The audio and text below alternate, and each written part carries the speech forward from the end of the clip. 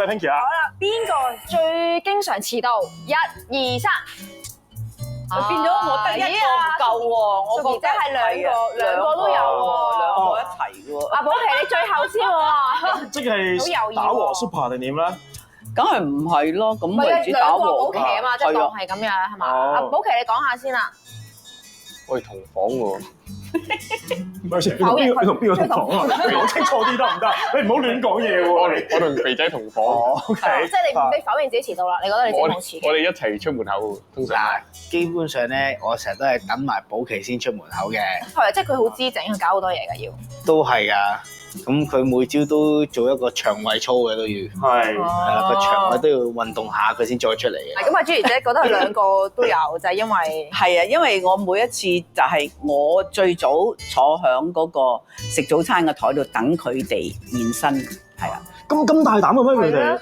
作為後輩，嗱，我當你第一日咁可以咁樣做，你第二日你都醒水啦啩兩個我成日位。諗住唔食啊嘛。我就都係嗰句，我都係等佢嘅，因為。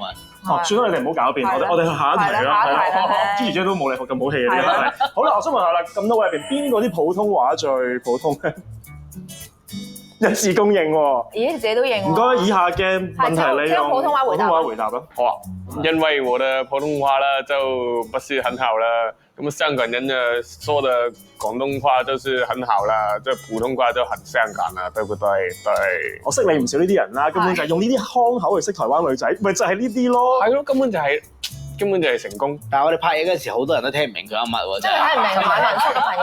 佢哋收晒頭，黑人問號我都。當地人又唔明，對 crew 又唔明，都唔知點定係解。其實阿寶琪就算講廣東話，你都唔係好明佢講咩嘅咧？會唔會都啱啊。係咪啊？嗱，問芝姐，朱怡姐講下。少少啦，曾經試過佢話用三米煮成熟飯。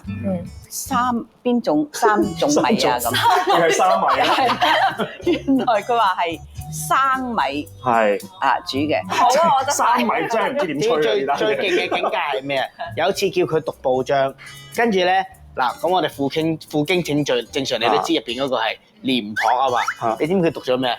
都幾難。佢讀肩皮啊！佢有邊讀邊啊？咁我叫你呆金啦，有邊讀邊係嘛？咩嚟㗎？咩嚟㗎？佢自己個名都唔知點寫。個名有咩點寫？係喎，好喎。成個 trip 邊個帶最多行李？行李最多應該係芝怡姐。OK，點解咧？因為好多嘢係因為有好多係我自己嘅，即係用慣嘅刀槍劍戟冚唪唥我自己帶。咁如果係有一啲唔係用得太多份量嘅油鹽醬醋茶，我都自己帶。唔係，同埋朱怡姐有一個咧係佢每一次早餐咧，佢咧有一個自己整嘅，好味嗰個。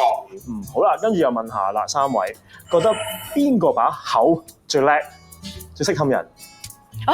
最識氹人。哦，你仲要講明係氹女仔。我有咁嘅技能咩？我自己都唔知嘅。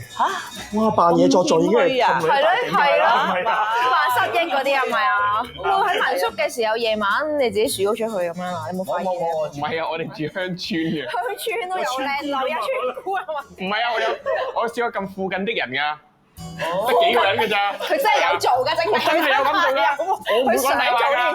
係啊，但係朱怡姐其實成個行程即係同兩位後生仔啦，係嘛？即係同佢哋嘅過程覺得如何咧？如何啊？好似教仔咁咯。呢個人咧無端端就整啲咩四字成語啊，嗰啲又用錯晒嗰啲咁樣啦。嚇，呢個人咧就成日掛住咧。我真係我驚佢係有瞌睡症啊！我驚佢係啊，真係好勁，睇下醫生。唔係我唔係瞓得好，我係隨時可以瞓得着。好好笑咩？